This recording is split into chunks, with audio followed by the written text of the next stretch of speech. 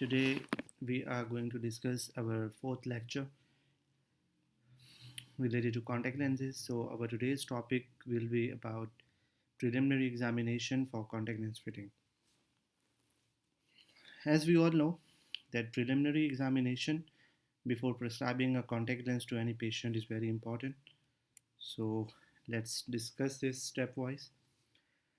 So this refers to the initial assessment a patient undergoes to determine their suitability for contact lenses and to select the most appropriate type of lens. And this examination is crucial for ensuring a safe and effective contact lens fit. So what does it mean? It means whenever a patient is coming to your clinic and asks you to prescribe any sort of contact lens, so before prescribing a contact lens to your patient, you need to examine the patient thoroughly and you need to decide either your patient is a suitable one for a contact lens use or not. So in this lecture we will discuss what are the different steps which we need to follow before prescribing a lens to our patient. So this examination includes three steps. The very first is we go for the detailed history of the patient to whom we are going to prescribe a contact lens. Second is we will go for the comprehensive eye examination in which we examine the patient thoroughly as far as his eye is concerned. And then we will evaluate the suitability of the patient for contact lens. And in this step, we will also discuss about the assessment of the ocular parameters on which we will decide the parameters of our contact lens, which we will prescribe to our patient. So the very first step is history taking. This is very important step. As we all know, in medical practice, history taking is very important for making any sort of diagnosis and for deciding any sort of a management plan. In the same way, when we want to prescribe a contact lens to any of our patient, history taking is very important because contact lens is something which is going to be insert on the patient's eye. So eye is, as we all know, very sensitive tissue of our body. So we need to be pretty much sure that our eye is super healthy. There isn't any sort of problem or any sort of infection present now and not associated with any sort of previous history. So then we can decide confidently that our patient is suitable or not. So in a history taking, we will first of all ask the present illness from our patient, present illness in which we will ask for the chief complaint from our patient. The chief complaint mean what sort of problem patient is feeling now when he is sitting in your clinic, what was the reason of his visit, why he is there in your clinic, and why he is interested to have a pair of contact lenses. So there must be some sort of vision related issue, there must be some sort of cosmetic issue. So this is something in which patient will going to tell you about the major complaint which he or she is feeling from the previous some days, and in order to improve that complaint he is interested to have a pair of contact lenses. So after chief complaints, we will ask some systemic and topical medication history. If he or she is already using any sort of systemic medication in any form or using any sort of ocular medications in any form that can disturb the successful wear of contact lens or that could disturb the comfort of a contact lens, then obviously in that particular condition we will not prescribe any sort of contact lens to that particular patient, especially if he is using antihistamine drug, if he is using any anti-glaucoma or on any sort of steroid. So these kind of medication can disturb the tear film stability, can disturb the ocular surface. So in these particular conditions, we will not be interested to prescribe any sort of contact lens. So moving on, we will also ask for any sort of allergies. Allergies are a sort of problem that can ultimately disturb successful contact lens wear. So whatever sort of allergy he or she is having, either seasonal or chronic allergy, we will not prescribe contact lens to that particular patient until his allergy is settled down and he is not having any sort of symptoms anymore. Then we can go for a contact lens fitting. Then we will also ask for any other medical history and overall general health of the patient. So this is something which is very much important before prescribing any sort of contact lens, particularly if your patient is female and he is pregnant or he is lactating. So as we all know, in these circumstances, particularly when a lady is pregnant, we see a lot of problem in his eye, particularly their refractive status is continuously changing, their corneal health is continuously changing. So until we get any stable parameter of the cornea or we get any stable reflection from the patient's perspective, we cannot go for any sort of contact lens uh, in a female patient if she is pregnant. Along with that, we will also ask for any sort of other medical problem, like if he or she is having diabetes. We all know diabetes is something which can disturb the corneal sensation, which can disturb the corneal curvature. So, in that particular situation, and even diabetes can also change the refractive status of the patient's eye. So, in these conditions, we need to pretty much conscious while assessing the ocular parameters of the patient before prescribing any sort of contact lens. So moving on, our patient should not be having symptoms uh, related to arthritis, because arthritis is something which can disturb the overall health of the patient, and ultimately this is a joint related problem, and patient will suffer a lot as far as the dealing and handling of contact lens is concerned. So particularly if patient is having arthritis, diabetes, or if she is pregnant, in these particular condition, we will try our best not to prescribe any sort of contact lens. So this is something which can be examined or which can be picked by asking some questions from our patient. So this is the reason that history taking is very important before deciding any sort of contact lens to our patient. So moving on, we also need a previous ocular history from our patient, because ocular history is something which tell us about the overall health of the patient's eye, uh, and this is something which really help us to decide the suitability of our patient, particularly as far as the contact lens practice or contact lens use is concerned. So, what sort of previous ocular history is important? We need the history of previous classes. So, what prescription he is already wearing? Is the prescription stable, or is it changing every 3 months or every 6 months? So, if it is changing, obviously we need to tell to our patient that he or she need to change glass. He or need to change the contact lenses very frequently, and this can ultimately increase the contact lens cost for our patient as well. And along with that, if the glasses prescription is changing every 3 months or every 6 months, we also need to determine other factors as well. Either either our patient is child and his myopia is like changing every third month or every 6 months. It means myopia is not static, it's not stable, it is progressing. So we need to decide that what sort of contact lens will be the most suitable one for our child or for our patient. So particularly in this condition, we will go for a multifocal lens or a my-side myopia control lens, or either we will go for a ortho K lens. So this is the reason that that is very much close as far as the history of glasses is concerned. And moving on, we also need to ask about the history of contact lens use. If our patient is already using any sort of lens, so we need to ask that what sort of lens he is already wearing, either a soft lens, either an RGP lens or a scleral lens, or a hybrid lens, and what schedule he is already following. Either he is using the lens as a daily disposable, as a daily wear, as a flexible wear, or as an extended wear. So then we need to decide that why uh, uh, he want to change the type of lens, and why he has already discontinued using his previous lenses.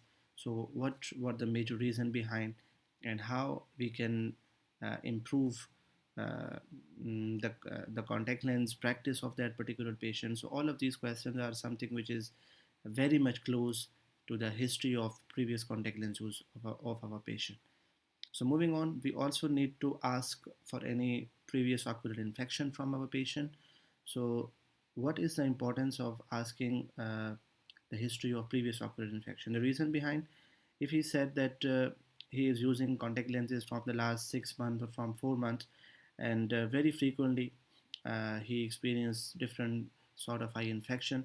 So in this particular condition, we need to decide that what is the reason of eye infection in previous contact lenses. Either his hygiene is not good, either he is not using a proper lens care product, or what are the other reasons which are associated with the eye infection, and then we can work on that particular factors in order to prevent any sort of future eye infection with the lenses which you are going to prescribe by now. So moving on, we also need to ask about the previous ocular surgery. This is something very important, particularly if he has undergone any laser surgery for glasses removal, and if he has undergone any corneal transplantation related surgery or any other surgery. So we need to link that particular surgery with a successful contact lens use. Either if he has undergone any refractive surgery, then why after refractive surgery is prescription is still progressing? What is the reason behind? Is he a progressive myope, or what other factors are associated with that? And if he has undergone a corneal transplant, in this particular condition we need to pretty much conscious in order to decide that what sort of contact lens will be the suitable one for that particular patient. Because probably after a corneal transplantation, if someone is still experiencing sort of visual problem or visual blurring because of the corneal irregularities which he is experiencing after the corneal transplantation. So in this particular situation, the first choice of lens is RGP corneal lens, because this is something which will not prevent the oxygen permeability and will not affect the health of the graft. So this is the reason that the history related with the ocular surgery is very important. Then moving on, we need to decide that what is the purpose of contact lens use. Doesn't matter if the patient is coming for the first time or if he is already wearing a contact lens and he just want to shift from one type of contact lens to other. So in all these conditions, we need to see that what is the purpose of his contact lens use. So either he will be interested just to improve the cosmetic appearance of his eye, particularly if he is having any sort of disfigured eye in any form, like he is having corneal scarring, he is having microcornea or any other issue, and he is just interested to improve the cosmetic appearance of his eye, then obviously we can go for the prosthetic lens. Then moving on, if he is having any particular hobby or he is interested in any uh, any sport, and obviously if someone is involved in any sports, he needs a constant and a stable vision. And sometimes if patient is having a high prescription, then a stable and a comfortable vision is not possible in a regular glasses. So in these particular conditions, we uh, mostly go for different kind of contact lenses according to the need and according to the prescription of the patient. Moving on, if someone is having high refractive error, his cornea is very much irregular because of any ectasia, because of any refractive surgery or some other corneal problem, or this is something which is very much associated with any sort of surgery he has already undergone, or simply if he is interested to just improve the vision, which is not possible in high prescription regular glasses, then all of these conditions are something which is related with the use of contact lens. So moving on, after taking a thorough history, we will go for the comprehensive or detailed eye examination. And as we all know, that a detailed eye examination is very important before deciding the suitability of our patient for a contact lens use, in order to prevent that patient from any sort of eye infection. And obviously, we all know that contact lens infections could be very severe. So if we are interested to prevent the the infection, the ocular infection of our patient, and if we want to just save his eye from any sort of issues, then obviously we need to go for the comprehensive eye examination before prescribing any sort of contact lens. So in this condition, we will go stepwise. First of all, we will assess the visual acuity of the patient. We will go monocular and then binocular, and then we will go for the binocular vision. Then we will go for the refraction, that what is the refractive status of the eye. Is it patient is myopic, hypermetropic, anisometropic, astigmatic? So this will tell us the most suitable type of contact lens which we need to prescribe.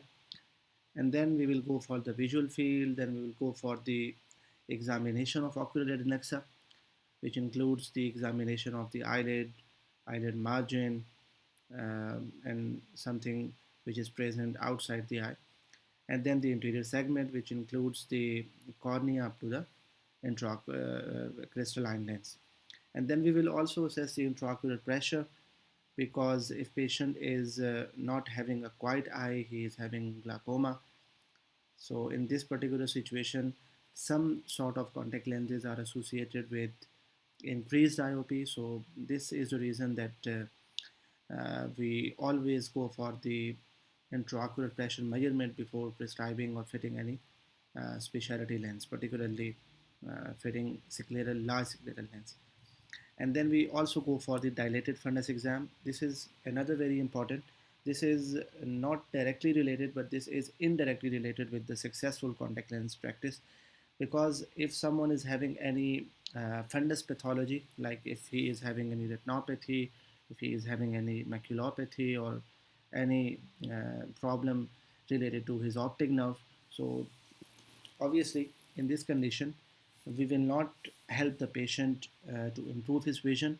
So this can ultimately uh, like disturb our practice as well, and patient will also suffer a lot. So before deciding any sort of contact lens or before fitting any sort of contact lens to the patient, we also go for the dilated fundus exam as well.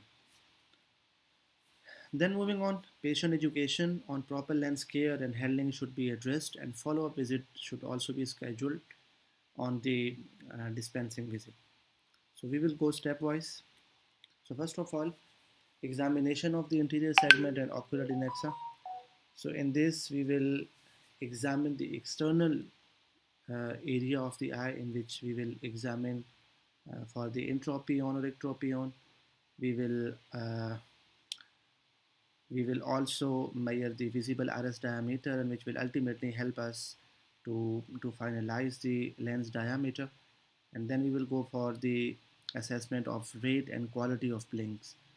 This will ultimately help the patient to like uh, improve the vision quality when he or she will be wearing that particular lens, because when we blinks completely, our blinks will help us to spread the tear film on the interior surface of the contact lens, and ultimately uh, the person will be able to see clearly through a contact lens if the lens is properly wet. And then moving on, we will uh, also look for the palpebral aperture position and the size, and this should be measured in millimeter. So palpebral aperture size is very important as far as the contact lens size is concerned. If person is having a very small palpebral aperture, we will try to fit the lens with a smaller diameter. And if a patient is having a large aperture size, we can go for the larger diameter lenses, because this is something which is associated with the easy insertion and removal of the contact lens. Moving on, we will also go for the lacrimal puncta in order to look for any punctal occlusion or any infection associated with the lacrimal sac. And this can ultimately, if patient is having any problem related with the puncta or related with the lacrimal sac, this can ultimately disturb the successful fading of contact lens. So we will also measure the pupil size and the pupillary reaction. So this will tell us about the the visual potential of the patient eye. If obviously if the pupil is fixed and dilated and not reacting to any light, it means that eye is blind, and we will not get any sort of vision improvement in that particular eye. And pupil size is also very important, particularly when we fit RGP corneal lens, because as we all know, the corneal RGP size is smaller than the corneal diameter. So in this particular situation, and we also know that if the lens size is 9.5 millimeter, so there will be an area around 7.5 to 8 millimeter which is present centrally, and this area is called optical zone diameter. And this area is the area which is associated with the uh, prescription of the lens, and we need this optical zone diameter to be aligned all the time with the pupillary area if patient want to see clearly. So before deciding the size of the optical zone of a lens, we also need to measure the size of the pupil diameter in different illumination. And our main aim is to make a lens with a optical zone diameter that should be larger than the diameter of the patient's pupil in order to provide stable and constant vision in different illumination.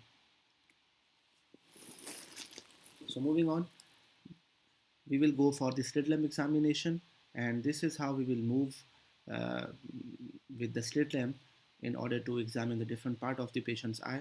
So we will go with the tear film assessment in order to see the patient is having a stable and a thick tear film, and patient is not having any sort of dryness.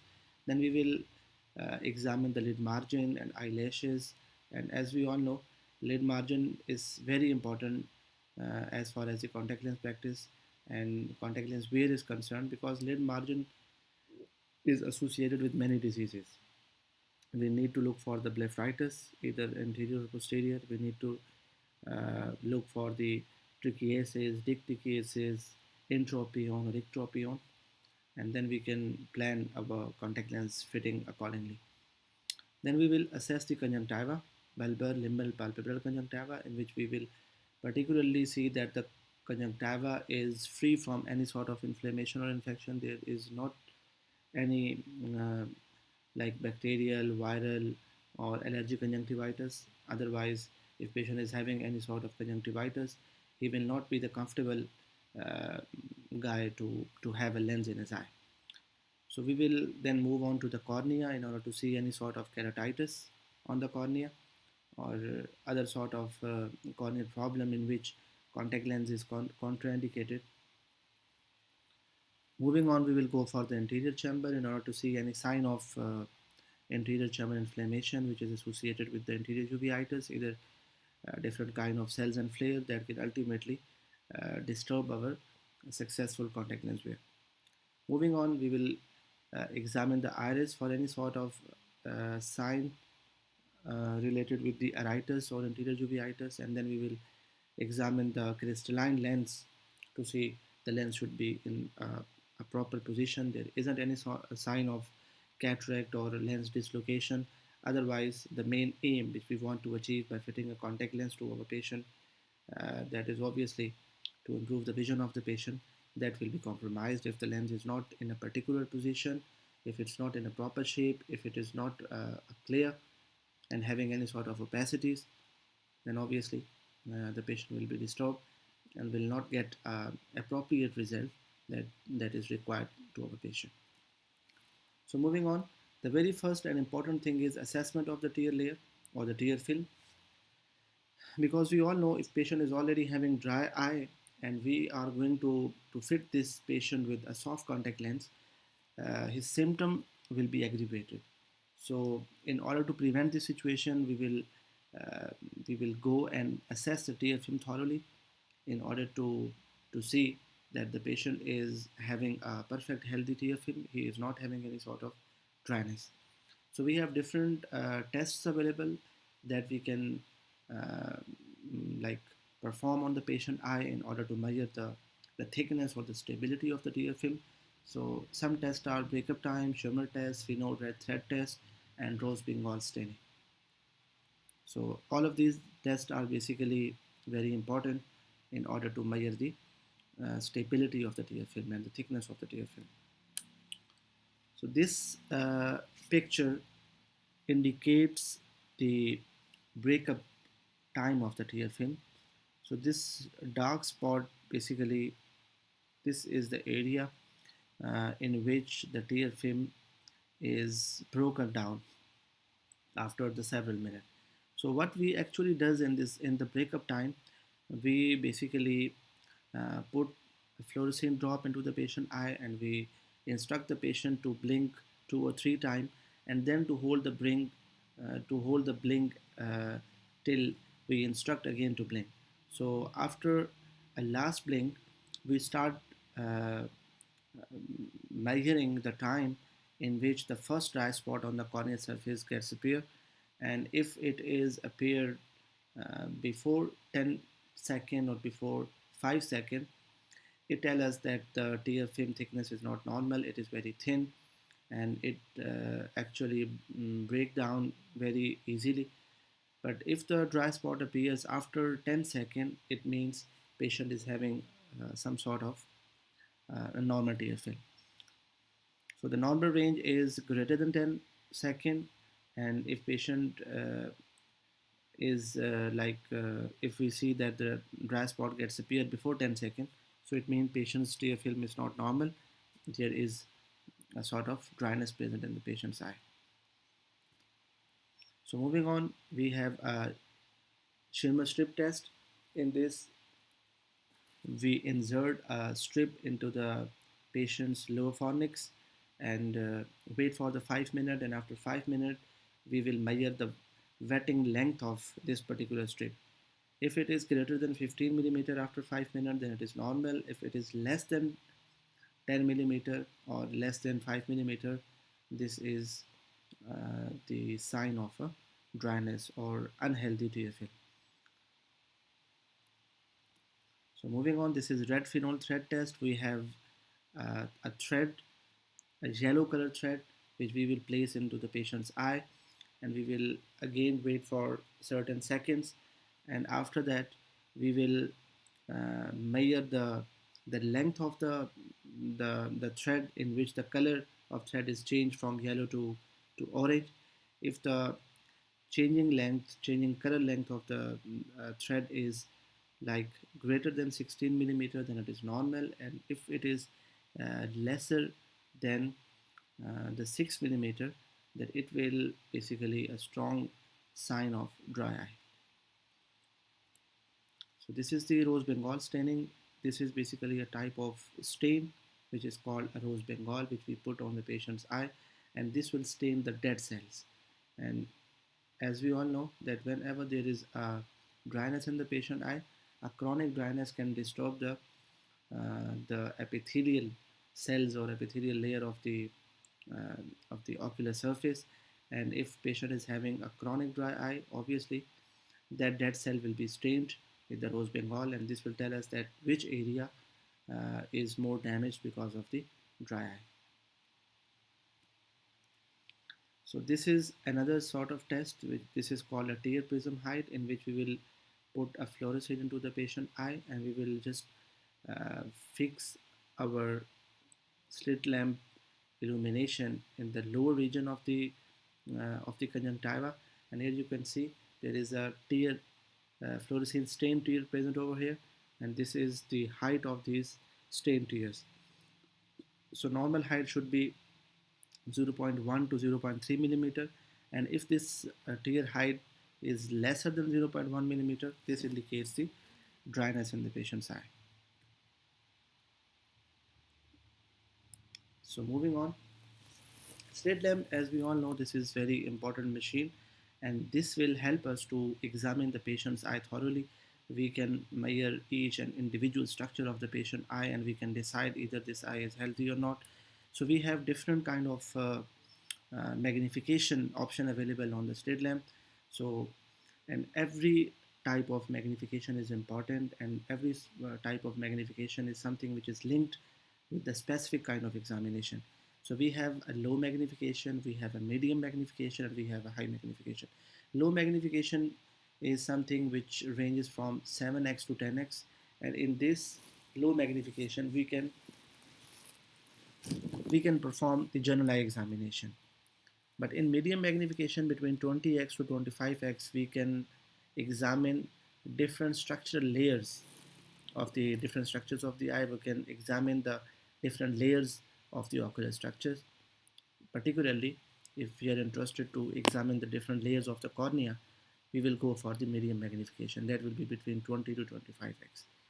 And if you want to go for the detailed examination of any particular layer, then you will go for the high magnification, and that will be around 30 to 40x. So this is the lowest magnification, which is between 7x to 10x, and this will help us to generally examine the eye from outside to inside. So you can say in the low magnification we can examine lid, lashes, cornea, conjunctiva, sclera, and even a contact lens fit or a contact lens surface conditions as well. If there is any sort of uh, wettability related issue as far as the contact lens front surface is concerned, or if there is any sort of contact lens deposits, then we can examine quite easily by using low magnification. So moving on, what different kind of conditions or structures we can examine by using a medium magnification, that will be between 20 to 25x, in which we can examine lids and lashes for any sort of blepharitis. We can examine the conjunctiva in order to see a sign of conjunctivitis, particularly if you are interested to see any constriction, if you are interested to see any follicles or papilla, we will go for the medium magnification. And if you are interested to examine the cornea and limbus in order to see any sign of ulceration or neovascularization or any sort of corneal foreign body or something like that, in which you need a medium sort of magnification in order to see a proper detail of that particular sign. And then if we are interested to examine the tear film or the stability of the tear film, we will go for the medium magnification. So moving on, we also have a high magnification option on the slit lamp, in which we can use 30 to 40x, in which we can examine the detailed structure of the eye, particularly if you are interested to examine the corneal layer in a more depth, you can use high magnification, in where you can see epithelial changes, stromal stray or stromal folds. Uh, these are something which is associated with any sort of trauma.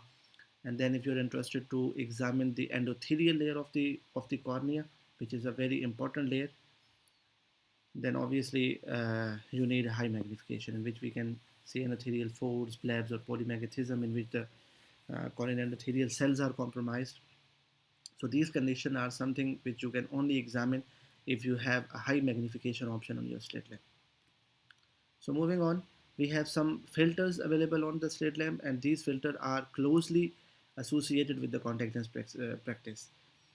Obviously, whenever we want to assess the RGP fitting on any patient's eye, we need a cobalt blue filter, which will ultimately tell us the central pooling or the peripheral pooling or the edge clearance of RGP lens. So for this particular sort of examination, we need a cobalt blue filter. So this is basically a cobalt blue filter, in which you can see a bluish type appearance of the eye. And this is also a cobalt blue filter, but here we are using an additional filter, and this filter is called retin filter, in which you can better see the details of the lesion. Like if you are interested to see the staining on the cornea, and if you want to see the detailed appearance of the stained tear which is present underneath the RGP lens, you can better visualize these area by using a retin filter. So retin filter is not available in most of the slit lamp, and you need to add and externally, and normally we place this retin filter over a microscope objective, and then finally we can see this sort of appearance, and this will help us to better visualize the ocular surface or the corneal epithelial layer. So the final part is contact lens fit and evaluation. This is also very important. If patient is already wearing any sort of contact lens and he is having some issue in his previous lens, so obviously before going for our own new assessment and new measurement as far as his corneal parameters are concerned, we will first of all try to evaluate the parameter of his previous lens, which he is already wearing. We will look for the base curve, what base curve he is already wearing, what power he is already wearing, what diameter he is already wearing, and what is the thickness of his previous contact lens which he is already wearing. And then accordingly we can plan that how we can improve the prescription, how we can improve the comfort of the patient, or whatever problem he is already feeling or experiencing in his previous lens. If we have the knowledge of his previous lens, then only we can figure out the problem he is already experiencing in his previous lens, and then we can try our best to improve that particular problem in a new lens. Observe at the slit lamp by microscope if patient is already wearing any lens and he is feeling any sort of trouble, or he is not confident at all in his previous lens. Then what you need to do is you have to perform a slit lamp examination uh, for his previous lens which he is already having in his eye. And what you need to do is you have to see the centration of that lens, either that lens is well centered or not. If it is not well centered, it means the previous lens is not having a perfect fitting. Probably that lens is a flatter lens or a looser lens. That is why it is not well centered. Along with that, we also need to look for the lens movement. If lens is not moving at all, it means that lens is very steep. We need to flat the base curve accordingly in order to get a better movement. And then we will go for the central fluorescein pattern. This will tell us about the fitting of the previous lens. Either that lens is tight or loose. The fluorescein pattern will tell us about the fitting parameter of the lens. And then we will also look for the edge lift. If edge lift is too much, obviously that lens will be very loose, and if the edge lift is very narrow, it means the previous lens is very tight, and that is the reason that he is not happy in the previous lens.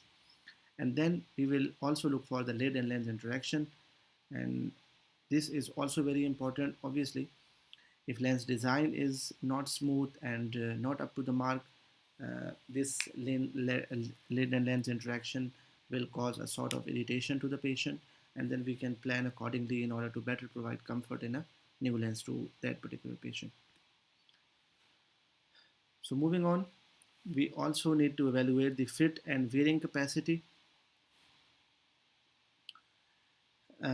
because if patient is already wearing any sort of lens and he is not like comfortable at all, so we need to decide the problem in a previous lens, and we will try our level best to improve that particular problem.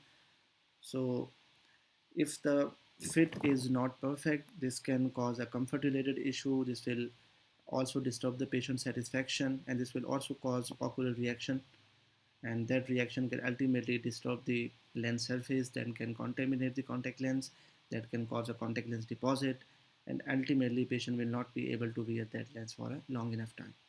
And this will also cause the tearing, photophobia, and ultimately this will disturb the visual acuity of the patient as well. So we need to assess each and every single point stepwise. And when you have decided everything and you are going to prescribe uh, your patient with a new contact lens, so before dispensing of that new lens, you have to educate the patient for some points.